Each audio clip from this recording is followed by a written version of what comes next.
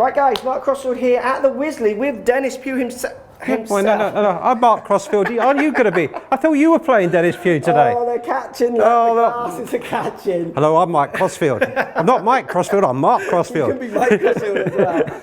So Denis has got the glasses on to kind of celebrate the day of the meet. Yep. Nice to having you with us. Thanks for joining us. Great to have you at the Wisley. Yeah, what a lovely place. And we've got Andrew Rice joining us from the States. Yeah, can I take these off? They're pretty strong, those. To borrow mine. That would not work. Andrew, hi. Hello, Andrew. I wonder if he's got his glasses on. Right, guys. Mark Crossfield here. So happy to be on with you. Really looking to see if we can get this global collaboration of distance and accuracy going and really get people to have a little bit better understanding of what it takes to be longer and straighter with the driver. Looking forward to it. Let's get going. We should have all bought nice wigs to give the lovely Andrew hair a little impression. We're talking drivers today. Right, got your driver. We're going to share opinions on drivers. Yep. Andrew's going to share his opinions on drivers as well. Let's see if we can get these guys and girls hitting a few better drives with some good solid information about how to control these long sticks. Yeah, absolutely. Just longer and straight is all we're looking for. Definitely. Let's get stuck in.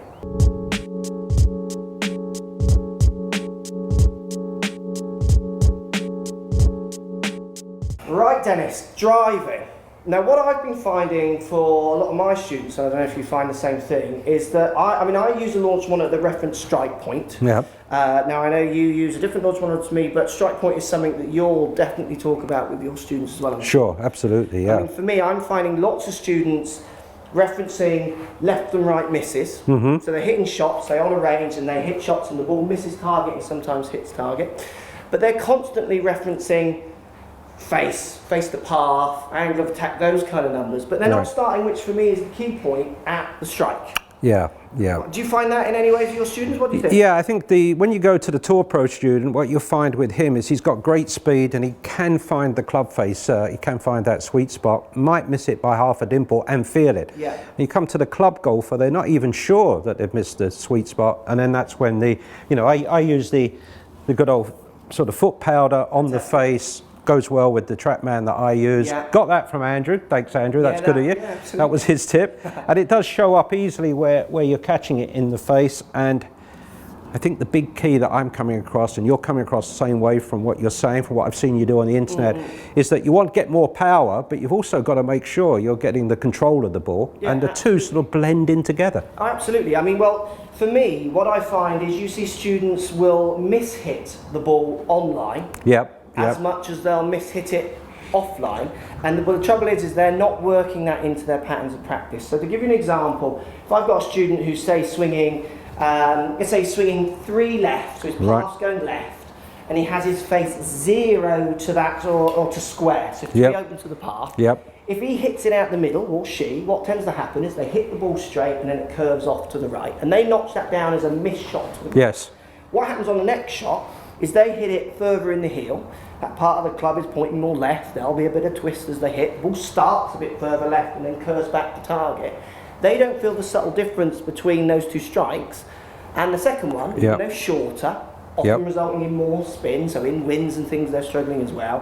What they find is they notch that down and put that in the good column. Yeah. Yeah. But then what we're doing actually is you're playing chaos golf, because when you get out on the course and you have a day where you feel like you're striking it really well but you're losing your drives always to the right, it's because they're not dealing with face the paths, round strike. And I find that a really interesting point when I'm teaching students. It is a massive point, and one that's often got lost, because I heard the great expression said, actually, as we live in that social media world, but it's true, is that the TrackMan launch monitor and everything to do with face and path and angle of attack lives in the perfect world of perfect strike. 100%. And if you're not getting that perfect strike, what you're saying is that you can get very confused and chaos reigns. Absolutely, absolutely. And then what happens, and I see it common, is you see people starting to train certain positions when they've not worked from that strike point.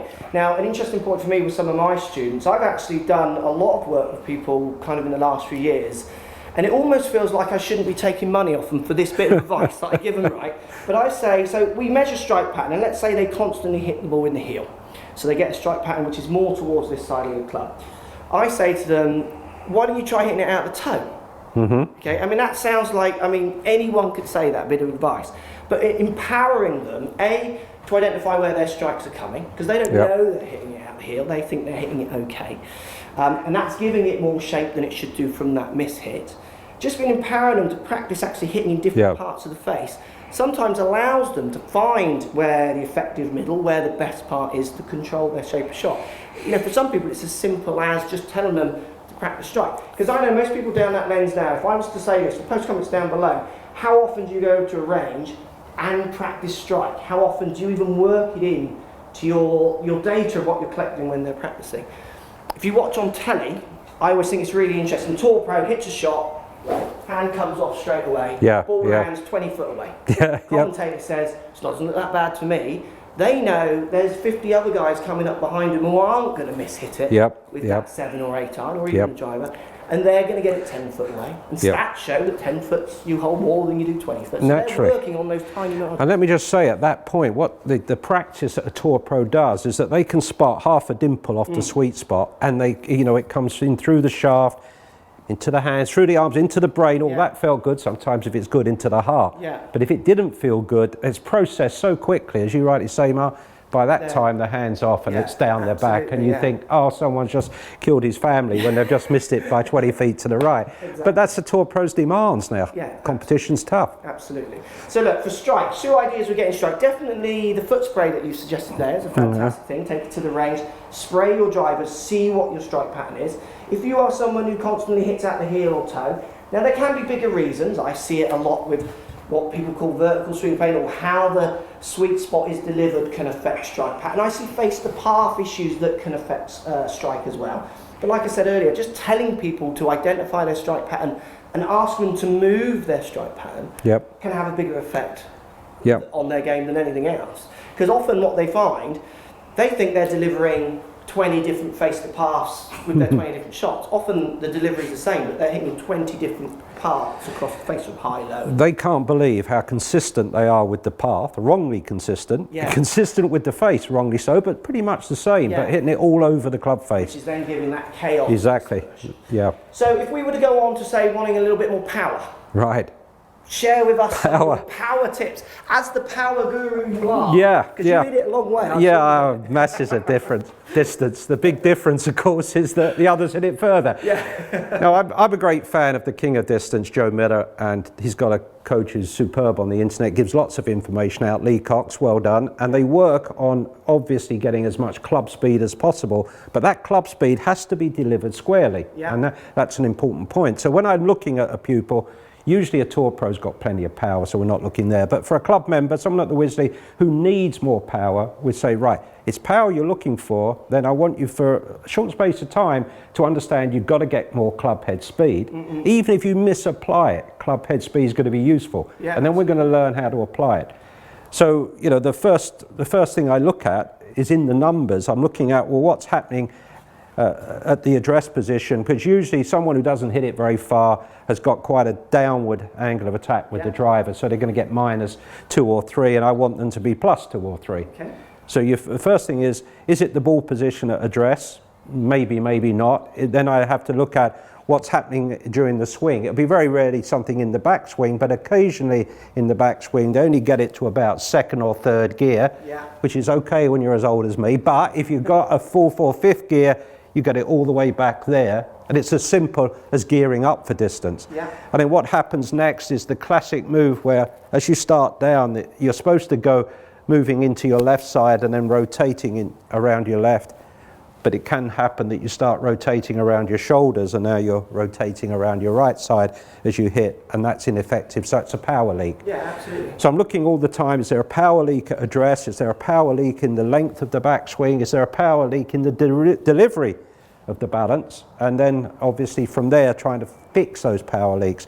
Now they don't just stop on the way into the transition, but coming into impact there's the feeling I better hit this hard with my hands to get the power, and the impact becomes a handsy one. And that of course isn't what we're after, so because the big muscles provide the power, and being able to tee the ball up is quite a skill as well. If you want to hit it high, if you want to hit it far, tee it high, and it's hard to tee it and make it balanced. So Joe showed me that one as well. Now, ridiculously high. I mean, he's got a 2-degree driver. So he's going to need his angle of attack to be excessive compared to us, but absolutely he's doing it really high to influence that angle of attack as much as anything else, isn't it? Yeah, so that's a big factor as well. So let's have a look at one of the best tips that I've seen. It's come from Joe, but it's really come from Lee because he's the coach. And it's one where he talks about going through impact and letting the left shoulder move up through impact. The shoulder moves up. And that in itself does so many good things, because if the shoulder stays low, what I found with people who say low, they're going to lose angle of attack, they're going to lose path, and as a consequence, if they're a decent player, they'll lose face as well. And so what that position does, if you're going this way, now you've got your spinal tilt. Everyone talks about spinal tilt, lower center, upper center, back. That's how you get it, simple way of getting it. You're not saying throwing your head backwards to get it. So up goes the left shoulder, path's now swinging slightly to the right, which is good. That's a good feeling. Hopefully you're a decent enough player to keep the face and path relationship going. You hit the sweet spot and there's the power going. So yeah, I've sort of made a summary of where I go on the power aspect there. And you know, there's only so much you can do. You know, when you're built like me, you're not going to be Joe Miller, but you can get the most out. Correct, and I think the best things that you're saying there, which I totally agree with, is the power leak. It's finding those issues of why. People always say to me they want to hit it further, and I often would say to them, you will only hit it as far as you can hit it. Yes. So if you're swinging at 70 miles an hour, well, maybe go to the gym might be a better option than come in to see me. But let's get the most out of 70 miles an hour when you're maxing out at 70 miles an hour. And things like getting left shoulder higher, teeing it high, changing angle of attack. Totally agree. That's all going to help them max out, along with that strike, that 70 mile an hour club head speed.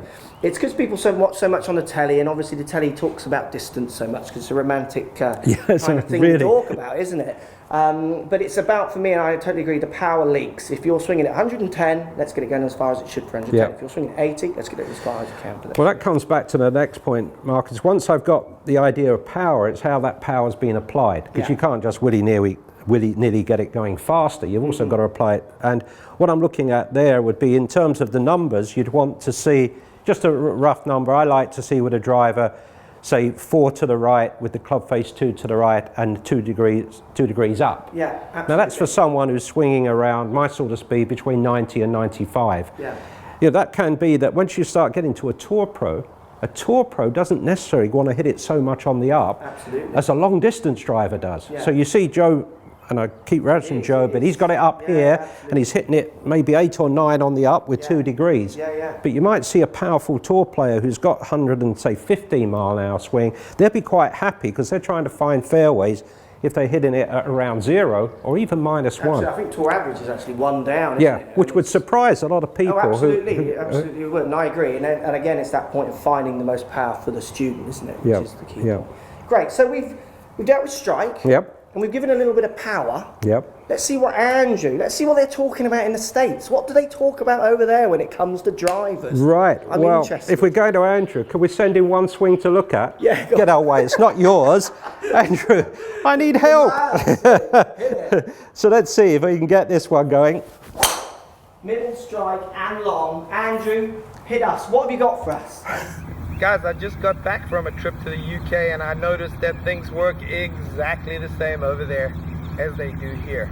Golfers over there are looking to hit it longer and straighter. Exact same thing here. And in my opinion, 2 things that every golfer can learn or certainly understand better is the value of delivering the club head to the back of the ball properly and getting the strike correct. Because if you can do those 2 factors, as you've both mentioned, no matter what your club head speed is, you can get the most out of what you're putting in. And it's very difficult to get that club head speed to elevate, to move that club head speed up very much.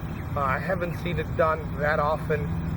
Most of the time, if people do increase their speed, it's 2 to 3 miles per hour. It doesn't make a significant difference in the distance the ball goes. But if you can improve club delivery and strike point, that's when you'll start to see significant tangible differences in the distance the ball goes off the tee.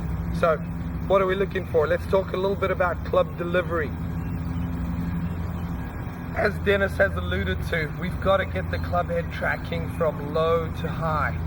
And you know, he's touched on at address, you want to feel a little bit of that spine tilt. You want to feel like you're tilted away from the target ever so slightly. And the thing I like to do is, I'm a big fan of this foot spray, and Dennis has some in his studio there at the Wisley. We've got truckloads of it here at Berkeley Hall, but just to spray a bit of a line on the ground behind the golf ball to give the player a sense of, okay, I want, on the way down, I want this club bottoming out right over the line. That doesn't mean I want the club touching the ground, but for a visual, I think it works nicely to get the club to bottom out so that it can start its ascent into the back of the golf ball, leading to longer, higher, lower spinning shots where you can get the most out of whatever it is your speed is. In my opinion, attack angle and hitting up on the ball is the biggest factor in getting someone efficient and optimal, getting the most out of it distance-wise. Strike-wise, as Mark alluded to, people need to be educated, people need to understand, and they need to get that feedback. So I think this is an invaluable tool, and I use it with almost every player that I teach, whether they're a professional golfer or a regular weekend golfer like most of you are out there. So I'm going to come a little closer so you can see I've sprayed the face. And what I like to do, just as a fun little challenge, is to divide the face into 4 quadrants. And so we're going to go 1, 2, 3, and 4. So for this test, I like to see the player hit the ball 1 shot there, 1 shot there, 1 shot there, 1 shot there, simply because I think it's so important for us we can become better at doing what we want if we can control and do things that we don't want. Essentially, we're not necessarily going to be more repeatable by trying to be more repeatable. Let's learn to control where we strike the ball on the face, and that'll give us the necessary skill set to be able to hit the ball on the appropriate part of the face. Ideally, if we're looking for maximum distance, I'd like to see the center of the ball be slightly in this upper outer quadrant, in number 2 here, because that's going to give us a slight draw bias. It's going to launch the ball higher because we're above the center of the face, and it's going to give us lower spin due to vertical gear effect. So great little drill for everybody to try there. I think I would encourage you to give it a try. If you start to see that you're hitting it out the heel, you'll be amazed, just as Mark said, you will be amazed at how quickly you can move it to where you want it. So once you know where you should hit it, which you now know, once you know where you are hitting it, it's very easy to make adjustments. It's not that I want a player, for example, if someone's hitting it out the heel, I don't want you to try to stand a lot further from the golf ball. Maintain your distance from the ball and just be aware that you want to keep this little indicator. Most clubs nowadays have that little triangle on the top of the club. Keep that little indicator inside the golf ball. That's going to give you the ability to start to hit it slightly off the toe, get those nice draws, and really start to move it out there. I think if a player can understand the value of club delivery, which we want traveling up as the club gets to the back of the golf ball, and strike point, and you can practice a little drill like this to become better, more skilled at putting the ball on the appropriate part of the face, the intended part of the face, you're going to get more distance, and you're definitely going to get a more predictable ball flight, which is going to lead to more accuracy. Guys, what do you think? Hope that helps. Any questions, post them below. Would love to get back to you on this. Thanks guys, appreciate being on. There we go, driver tips. Denis Pugh, Andrew Rice and myself. Hope there's something in there that helps you improve, understand, and start working maybe at the right aspects to improve the big stick, to improve that driver strike, talking angle of attack. So many different ways to achieve these things, but you've got to start at these points if you want to improve your driving. Thanks for watching. Post comments down below as always. Thank you so much, Denis Pugh and Andrew Rice, for taking part. This has been a great fun video to make. Plenty more to come. Speak to you soon. Thanks for watching. Subscribe to my YouTube channel for loads more videos. Find me on Instagram at Crossfield Mark. Also on Twitter @4golfonline. Find me on Facebook, Mark Crossfield. Thanks for watching, post comments as always, and see you soon.